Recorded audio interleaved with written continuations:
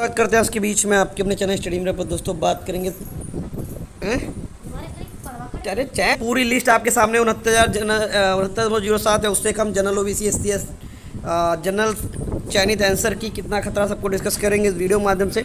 तो वीडियो बिना स्किप करते बने रहे मेरे साथ आपके अपने चैनल स्टडी मिरर पर। जो लोग चैनल पर नए हैं तो प्लीज़ चैनल को लाइक करें, शेयर करें, सब्सक्राइब के साथ बेल आइकन दबाना भूलें ताकि मेरे वीडियो नोटिफिकेशन आप तक पहुँच रहा है। शुरू करते हैं।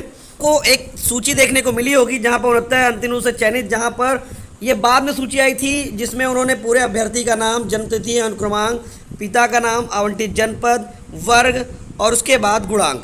ये सूची बहुत ही प्रयासों के बाद आई थी और उसके बाद इसी सूची के आधार पर इन्होंने बताया था 20,000 प्लस जनरल, 31,000 के आसपास ओबीसी, ये सारा डेटा जारी किया था।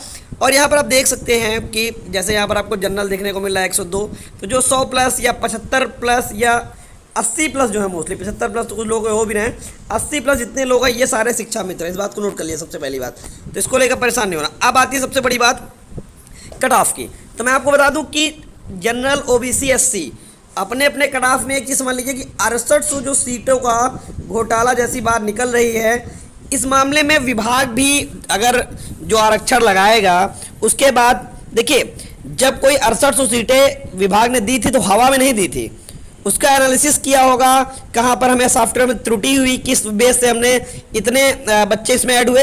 ऐसे कोई भी चीज़ें विभाग हवा में नहीं करता है। अगर वहाँ पर उन्होंने 6800 सूची दी, उसके बारे में कहीं उन्होंने कोई ना कोई चीज़ें की होंगी।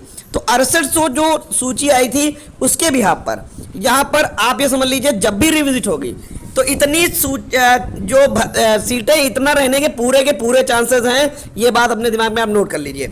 और इसके बिहाफ पर 69.07 जो कि विभाग ने बताया कि 69.07 एनओसी में और 65.53 ओबीसी और 59.55 जो एससी, ये सारी जो डेटा बताए गए हैं, देखिए इससे इतर बहुत मुश्किल है रहने वाला, इससे कम ज़्यादा हो और जो ओवरलैपिंग है वो कराई जाएगी। उसके बाद कैटेगरी को जो यूआर में चले जाएंगे उनको यूआर में रखा जाएगा, ये सारी चीज़ें आएंगी। तो 6800 से सीटें ज़्यादा हो सकती हैं, लेकिन 6800 से सीटें कम होती हुई मुझे नहीं दिख रही, क्योंकि अगर 6800 से सीटें कम होती हैं, कुछ भी होता है, तो एक फिर सवालिया निशान खड़ा हो जाएगा कि आखिर विभाग ने 68 जो सूची जारी की थी वो कैसे जारी की थी, वहाँ पर आखिर क्या समस्या थी। फिर क्या हवा में ही विभाग में सब कुछ काम हो रहा है, कोई भी कार्य बड़ा ठोस पारदर्शिता के साथ नहीं हो रहा है। तो कहीं ना कहीं विभाग के सामने एक वही कंडीशन आ चुकी है, आगे कुआं पीछे खाई।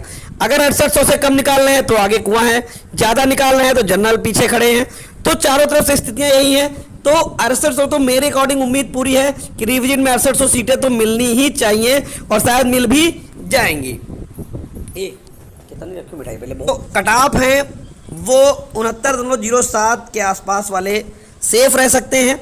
अब आती सबसे बड़ी बात, क्या आंसर की में जो 69.07 हैं वही नौकरी पाएंगे।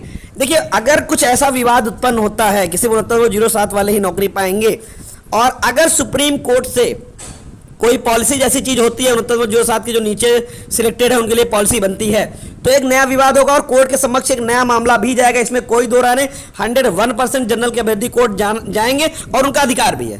देखिए सीधी सी बात, अगर किसी कोई अवैध है, कोई गलत तरीके से, या तो आप उसे बाहर करिए तो दूसरा उस मांग को नहीं करेगा। लेकिन अगर आप उसके लिए पॉलिसी बनाएंगे तो जनरल के जो बच्चे आंसर की में आएंगे, जो बच्चे अन्य होंगे, वो भी मांग करेंगे पॉलिसी की, उन पॉलिसी में मुझे भी रखा जाए, अन्यथा उन्हें भी बाहर किया जाए तो हमें भी बाहर किया जाए। निश्चित तौर पर यह मांग होगी, इसमें कोई बट नहीं है और होनी भी चाहिए, सही मांग है भाई। अगर आप उनको रख रहे हैं तो फिर नीचे वाले आपको आंसर की वालों को नहीं मना कर सकते।